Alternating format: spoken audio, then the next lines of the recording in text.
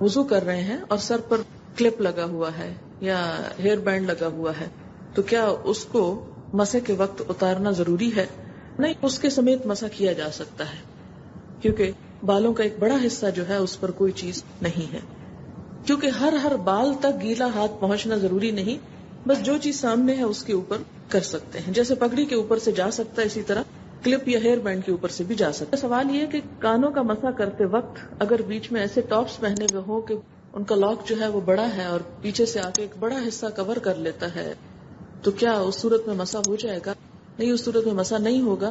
مسح میں یہ ضروری نہیں کہ ہر چیز گیلی ہو جائے، مسح میں ضروری یہ کہ آپ کا ہاتھ پھر جائے، یعنی ہاتھ کا ٹچ ضروری ہے، فیل ہو کہ آپ نے کوئی کام کیا ہے، کوئی ایسی چیز اس پہ حائل نہ ہو کہ جو اس کو راستے میں رکاوٹ بن جائے.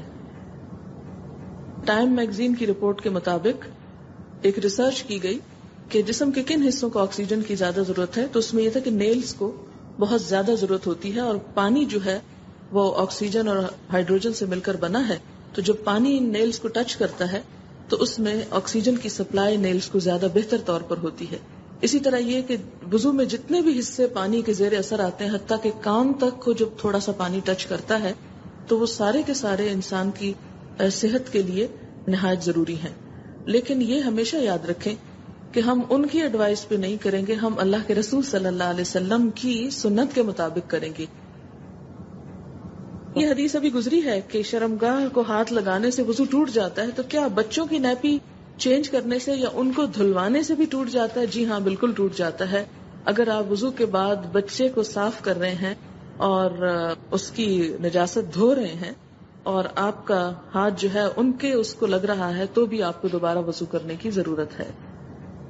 اگر آپ ہاتھ نہیں لگا رہے اور کسی کپڑے سے ان کو صاف کر رہے ہیں تو پھر نہیں. یعنی خالی نیپی بدلنے سے وضو نہیں ٹوٹتا، وضو ٹوٹتا ہے جب آپ ان کے اس پارٹ کو ہاتھ لگاتے ہیں، ٹچ کرتے ہیں. اور اسی طرح یہ کہ گندگی کو ہاتھ لگانے سے بھی نہیں ٹوٹتا. جیسے بعض اوقات بچے کو آپ ٹیشو پیپر سے یا کسی کپڑے سے آپ اس کو صاف کر رہے ہیں اور تھوڑا سا آپ اس کے پیشاب سے آپ کا ہاتھ ٹچ کر گیا، تو آپ اس ہاتھ کو صرف دھو لیں، اس سے آپ کا وضو نہیں ٹوٹے گا. کہ کیا تیمم کرنے کے لیے مٹی خشک ہونی چاہیے؟ اس کے جواب میں یہ ہے کہ خشک ہونی چاہیے، کیونکہ گیلی مٹی جو ہے جتنی آپ ٹچ کریں گے وہ کریم کی طرح ہی ہوگی، تو وہ پھر صرف اتنا حصہ ہی اس کا لگے گا. یعنی گیلی اگر اس طرح کی ہے کہ کیچڑ نہیں ہے اور صرف بارش ہوگی اور اس کے بعد سخت ہو گئی، لیکن بالکل خشک ڈرائی نہیں ہے، یعنی پاؤڈر نہیں ہے، جمی ہوئی ہے لیکن ویٹ ہے، تو وہ بھی کافی ہے. یا جیسے اینٹ ہے مثال کے طور پر، تو وہ بھی ٹھیک ہے کیونکہ وہ پکی ہوئی مٹی ہے ایک طرح سے. لیکن یہ ہے کہ بالکل کیچڑ نہیں ہونا چاہیے، کیچڑ نہیں ملنا چاہیے. سعیدن کا لفظ آیا ہے تو سعید جو ہے اس میں خشک مٹی آتی ہے. اصل چیز تو مٹی ہے، لیکن اگر اس طرح کی مٹی میسر نہ ہو تو ریت کے اندر بھی مٹی ملی ہوئی ہوتی. ریت بالکل پیور ریت بھی نہیں ہوتی اس میں. جیسے سعودی عرب میں آپ دیکھیں کہ مٹی میدانی مٹی نہیں ہے، یعنی جسے کہتے ہیں نا چکنی مٹی نہیں ہے، تو وہاں تو ہے ہی ریتلا علاقہ، تو ویسی ریت پر ہو سکتی ہے. بعض اوقات یہ دیکھا گیا ہے کہ کچھ لوگ مریض ہوتے ہیں تو وہ سفید کپڑے سے مسح کر لیتے ہیں. کپڑے سے تیمم نہیں کیا جا سکتا، چاہے کسی بھی قسم کا کپڑا ہو، الا یہ کہ اس کے اوپر مٹی سے پینٹ کیا ہوا ہو، تو اس مٹی کو آپ استعمال کر سکتے ہیں. ادروائز دھلے ہوئے کپڑے پہ تیمم نہیں ہو سکتا. جی، ان کا سوال یہ کہ کیا یعنی تیمم کے ٹوٹنا بھی اسی طرح جیسے وضو کا ٹوٹنا، تو بالکل اسی طرح جیسے کوئی بھی چیز وضو کو توڑتی ہے، ہر وہ چیز تیمم کو بھی ختم کر دیتی ہے. سوال یہ ہے کہ غسل کے لیے جو تیمم کیا جاتا ہے کیا ویسا ہی ہے جیسے وضو کی جگہ تیمم کیا جاتا ہے؟ جی ہاں، وضو کی ضرورت ہونے پر جو تیمم کیا جاتا ہے بالکل اسی طرح کا تیمم غسل کی ضرورت ہونے پر بھی کیا جاتا ہے، جیسا کہ بالکل ابتدا میں آیا ہے. سوال یہ ہے کہ کچھ لوگ ناپاکی کی حالت میں غسل سے پہلے بال نہیں صاف کرتے. جیسے مثال کے طور پہ پیریڈز کے بعد نہانا ہے تو لوگ بال نہیں صاف کرتے. ایسی کوئی بات نہیں ہے، کسی بھی وقت بال صاف کیے جا سکتے ہیں. ٹھیک. سوال یہ ہے کہ لوگ کہتے ہیں کہ جو ناخن اور بال ہیں کٹے ہوئے یا اترے ہوئے، قیامت کے دن یہ بھی نامہ اعمال میں تولے جائیں گے، تو ایسی کوئی بات نہیں ہے. سوال یہ کہ اکثر شام کے وقت ناخن کاٹنے سے منع کیا جاتا ہے، تو کیا اس کے پیچھے کوئی دلیل ہے؟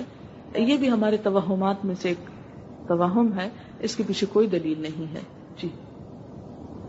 کیا ناخن کاٹنے کی کوئی ترتیب بھی ہے کہ پہلے کون سی انگلی کے کاٹے جائیں اور پھر اس کے بعد؟ میرے خیال میں پہلے دائیں ہاتھ کے کاٹ لیے جائیں اور پھر بائیں کے. موٹا سا حساب کافی ہے. جی. کیا بال صاف کرنے کے بعد غسل بھی کرنا چاہیے؟ تو بال صاف کرنے سے غسل واجب نہیں ہوتا. ان کا سوال یہ ہے کہ بغیر کسی مجبوری کے بچوں کا ختنہ جو ہے بڑی عمر میں کیا جا سکتا ہے؟ ایسا نہیں کرنا چاہیے. جو سنت ہے وہ 7ویں دن کی ہے. اور اگر ایسا کہ بچہ بہت کمزور ہے اور برداشت نہیں کر سکے گا یا کوئی بیماری ہے تو پھر تھوڑا اور انتظار کر دیا جائے، لیکن یہ کہ جتنا جلدی ممکن ہو یہ فرض چکا دیا جائے. جی. ان کا سوال یہ ہے کہ اپر لپس یا چن یا بازو وغیرہ کی جو تھریڈنگ ہے یا بال اتارنا، ویکسنگ وغیرہ جو ہے، اس کے بارے میں کیا حکم ہے؟ بات یہ ہے کہ عورت کو مرد سے مختلف نظر آنا چاہیے. عورت اور مرد کے درمیان جو چہرے پہ فرق ہے وہ یہی ہے کہ ان جگہوں پر عورت کے بال نہیں ہوتے اور مرد کے ہوتے ہیں. اگر کسی عورت کے ان جگہوں پر بال ہوتے ہیں یا بازوؤں پر بھی مردوں کی طرح بال ہوتے ہیں تو وہ ایک طرح سے ایک بیماری ہے، اور کسی بھی بیماری کو دور کرنا جو ہے اس کی اجازت ہے. اب دیکھیں کہ اگر چہرے پر اتنے بال ہیں کہ وہ باقاعدہ مونچھیں نظر آ رہی ہیں یا عورت کی زینت کے خلاف ہیں تو ان کو ہٹا دینا چاہیے. اسی طرح جو چن ہے تو اس پر بھی بال جو ہیں وہ ایک ناگوار صورتحال پیدا کرتے ہیں، اور جو ایک سٹینڈرڈ نارمل عورت کی شکل ہے اس میں یہاں بال نہیں ہوتے. تو جیسے کوئی بھی جسم کا حصہ بڑھ جاتا ہے یا کوئی بھی ایسی چیز جو بیماری کے اندر شامل ہوتی ہے اس کو ہٹایا جا سکتا ہے. جی. ان کا خیال یہ ہے کہ جب ہر جگہ جانوروں کے جسم کے حصے اور کھالیں اور بال اور چہرے ہوں گے تو پھر انسان کے اندر بھی ایک طرح سے صفاکی آئے گی اور جانوروں والی خصوصیات. تجربے سے تو ثابت نہیں ہے لیکن شاید یہ بات درست ہو. اس کا سوال بڑا ریلیونٹ ہے کہ مثلاً جیسے واچ کے سٹریپس ہیں یا کچھ اور اسی طرح جیسے موزے ہیں مثال کے طور پر، یہ جوتے ہیں، تو یہ نہیں پتا ہوتا کہ یہ جانور حلال بھی کیا گیا یا نہیں، یا مرا ہوا تھا اور اس کی کھال اتار کے بنا دیا گیا.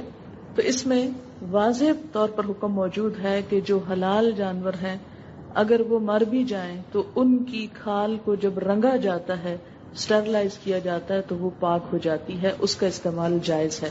اس سے کوئی فرق نہیں پڑتا کہ وہ مرے یا حلال کیے گئے یا حلال نہیں کیے گئے، اس سے کھال کے اوپر کوئی فرق نہیں پڑے گا.